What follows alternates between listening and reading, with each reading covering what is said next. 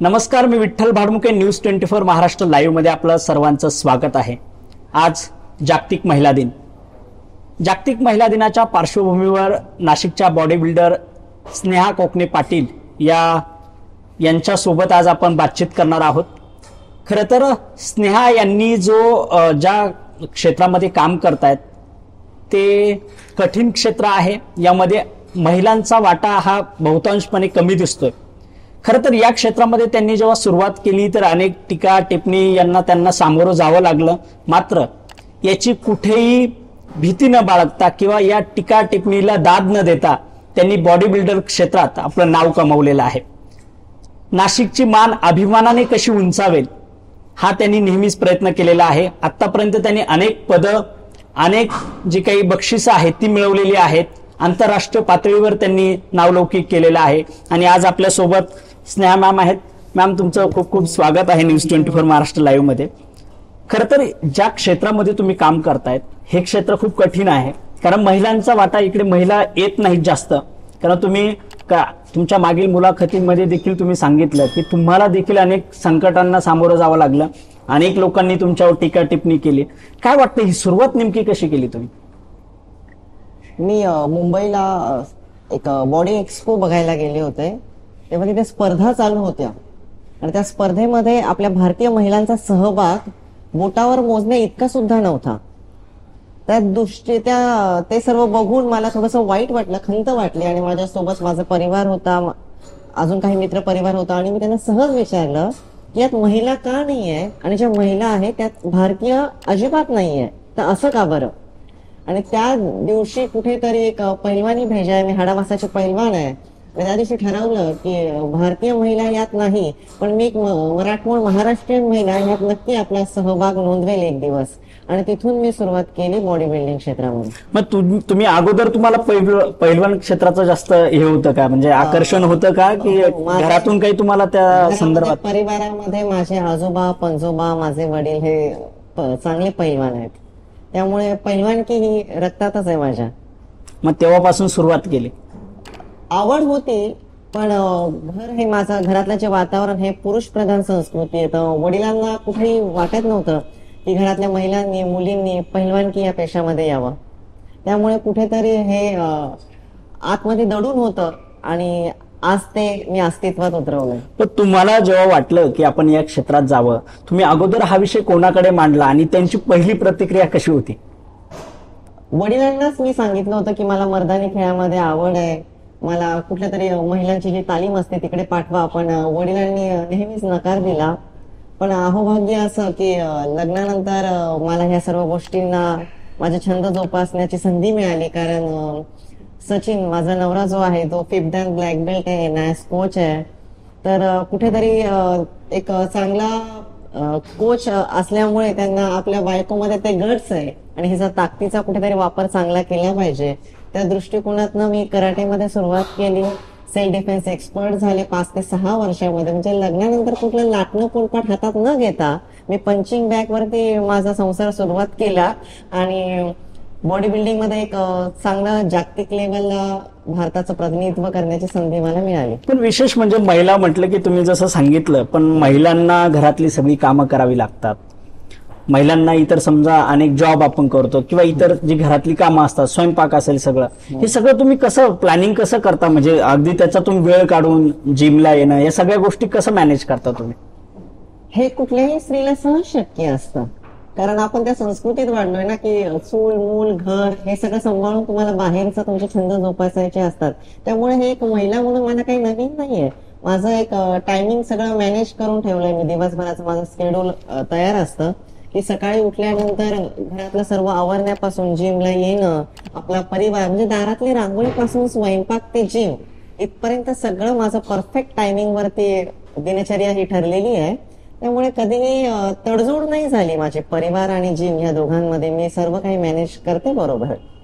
आता तुम्ही सकाळी समजा जिमला येतात, तुमचं शेड्यूल नेमकं कसं असतं? कारण अनेक महिला ज्या तुम्हाला आज बघतायत त्या अनेक महिलांना वाटतं की आपण म्हणजे सध्या आपण बघतोय की काही ज्या मुली आहेत त्या आता आकर्षण त्यांनाही निर्माण झालेलं आहे, त्यांनाही यावं वाटतं।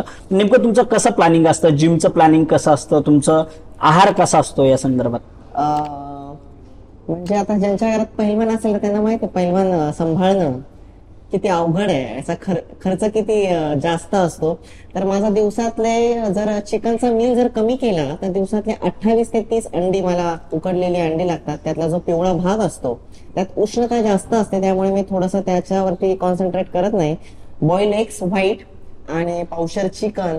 जर चिकन जर नको असेल तर मासे, ते चिलापी नावाचा एक विशिष्ट आपल्या गंगापूर डॅम मध्ये तो मासा असतो, डॅम फिश आहे, 0 फॅट्स आहे त्याच्यामध्ये. तो मासा, सलाड असा माझा रोजचा आहार आहे. त्याच्यामध्ये कुठलंही दूध वगैरे मी घेत नाही. सकाळी उठल्यावरती जेव्हा कोमट पाण्याचा एक तांब्याभर पाणी पिल्यानंतर मला 7 अंडे मी खाऊन जिमला येत असते. जिम नंतर मी एक मॉन्स्टर कंपनीचे ऍथलीट आहे, तर त्या वर्कआउट नंतर माझं प्रोटीन असतं आणि नंतर पुन्हा घरी गेल्यानंतर 7 अंड्याचा पुन्हा एकदा मील आहे. म्हणजे हा सगळा आहार असतो तुमचा? सर्व आहार माझ्या दिवसातनं 7 मील आहे. सकाळी सर्वात पहिला मील माझा 7:30 वाजता असतो. 8:30 नंतर मी घरचं सर्व आवरून मी जिमला येतो. आणि विशेष म्हणजे आपण बघतोय की बॉडी बिल्डर क्षेत्रात जर आपल्याला टिकून राहायचं असेल तर आपलं शरीर तंदुरुस्त राहणं खूप महत्वाचं असतं. तुमचं काय सांगाल, तुमची पहिली कॉम्पिटिशन कुठे झाली होती आणि तो अनुभव तुमचा कसा होता? तुम्ही जसं सांगताय की बॉडी बिल्डिंग क्षेत्रामध्ये तुमचं शरीर हे चांगलं बळकट असलं पाहिजे आणि त्याचबरोबर तुमचं जिभेवरचं कंट्रोल हे सर्वात महत्वाचं आहे कुठल्याही खेळासाठी. बरोबर. कारण जिभेवर कंट्रोल असेल तर बॉडी बिल्डिंग तुम्हाला सहज शक्य आहे. तर हा सर्व खेळ डाएटचा आहे आणि नंतर व्यायामाचा आहे. तर पहिली कॉम्पिटिशन ही माझी नाशिक श्री होती. मी पहिली स्पर्धा नाशिकमध्ये केल्याने बॉनम बॉटम जन्मस्थळ हे माझं नाशिक आहे. मी प्रॉपर जुन्या नाशिकातली आहे ना, म्हणजे माझं माहेर सासर हे दोन्ही नाशिक आहे.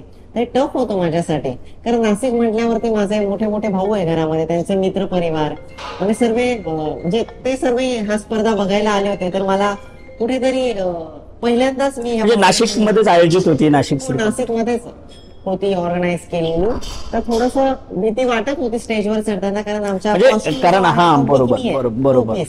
तर मी माझ्यासोबत जे होते त्यांना बोलले की मला कुठेतरी मनामध्ये भीती वाटते की इथे जे स्पर्धा बघायला जे आले त्यांना मी लहानपणापासून ओळखले, त्यांच्यासमोर बिकनी घालून उभं राहायचंय, पोझिंग करायची. त्यावेळेस ते मला म्हणाले की इथे तू कोणाची बहीण किंवा बायको म्हणून नाही उभी राहणार आहे स्टेजवर, तुला खेळाडू म्हणून इथे आपल्या नाशिक जिल्ह्याचं प्रतिनिधित्व करणार आहे. आणि मग ते सहज शक्य झालं मला पहिल्यांदा नाशिक श्री म्हणजे खेळण्यासाठी. आणि तेव्हा तुम्हाला या पोशाखामध्ये घरच्यांनी बघितलं असेल, तेव्हा त्यांची प्रतिक्रिया काय होती? घरी गेल्यानंतर त्यांनी काय सांगितलं तुम्हाला? घरी म्हणजे मला 2 मोठ्या बहिणी आहे ज्या एकत्र कुटुंबामध्ये आपला संसार करतात. तर कुठेतरी आजही त्यांना ह्या गोष्टींना तोंड द्यावं लागतंय, कारण हा खेळ म्हणजे कुठल्याही महिलेची मानसिकता नसते एका स्त्रीला ह्या कपड्यांमध्ये बघण्याची. मला जरी आज एवढे टायटल्स मिळाले, आज मी जागतिक लेवलला आपल्या भारताचं प्रतिनिधित्व करणारी पहिली महिला आहे जे स्पेनला जाऊन भारताचं प्रतिनिधित्व केलं, पण आजही कुठेतरी बुरसटलेल्या कुटुंबामध्ये माझ्या बहिणी आहे आणि त्यांना आजही सहन करावं लागतं की तुझी बहीण बॉडी बिल्डिंग करते, कसे कपडे घालते, हे आजही त्यांना सहन करावं लागतं.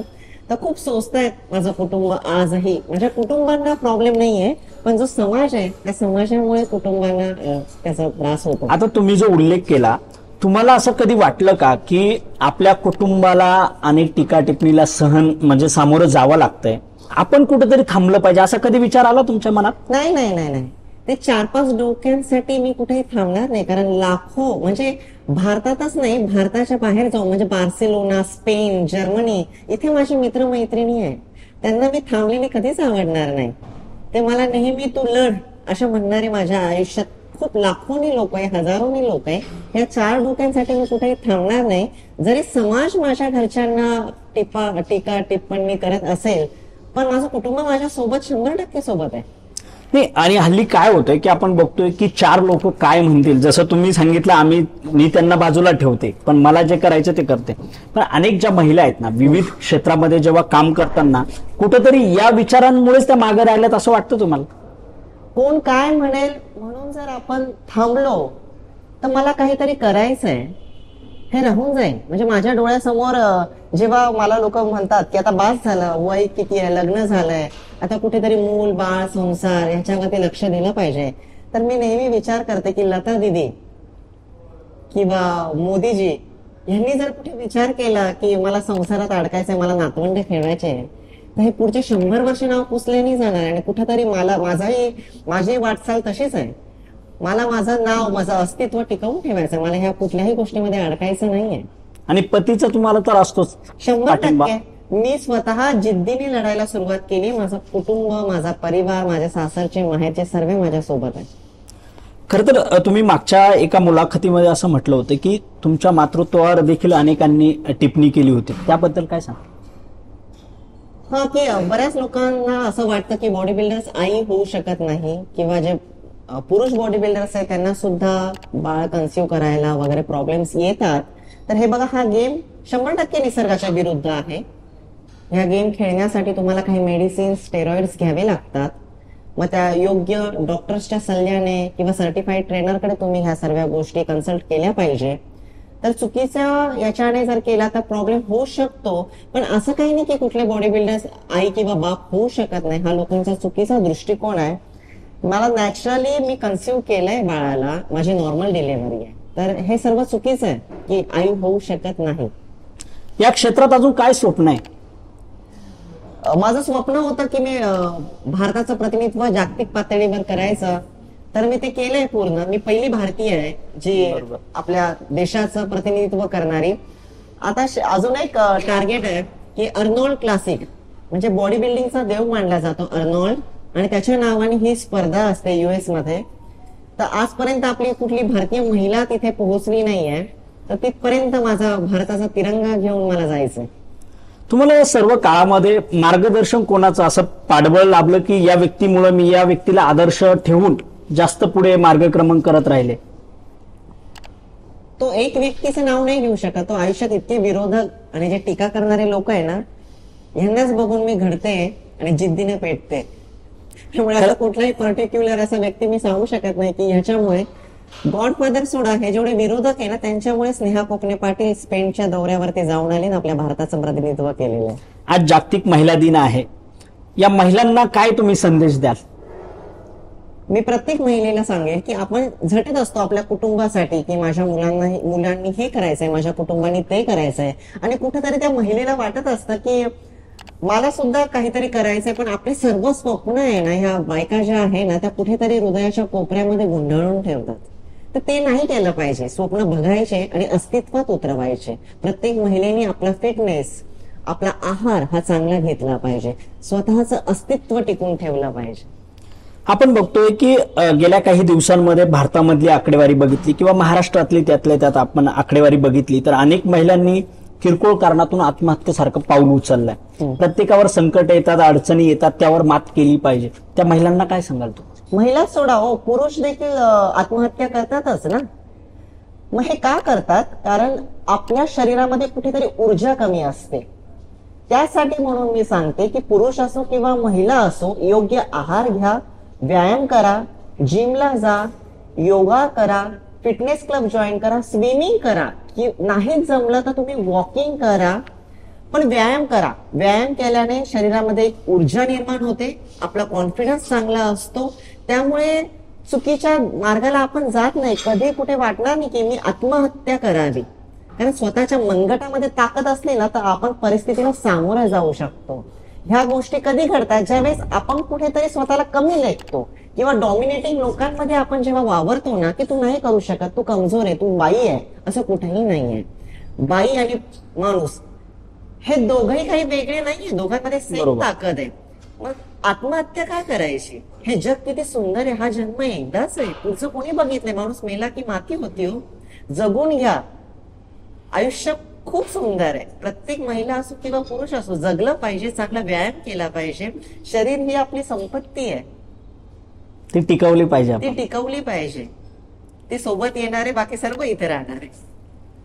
खरं तर आजच्या जागतिक महिला दिनानिमित्त ही जी मुलाखत झालेली आहे, खरं तर मॅमने जे सांगितलेलं आहे खूप विशेष आहे आणि प्रत्येक महिलेने, पुरुषाने ऐकावं आणि आत्मसात करावं असं त्यांनी सांगितलेलं आहे. कारण आपण बघतोय गेल्या काही दिवसांपासून महिला असतील, पुरुष असतील, किरकोळ कारणातून टोकाचं पाऊल उचलतात, मात्र हा जो आपल्याला मिळालेला जन्म आहे तो आपण चांगलं काम केलं पाहिजे आणि कोणाची भीडभाड न बाळगता.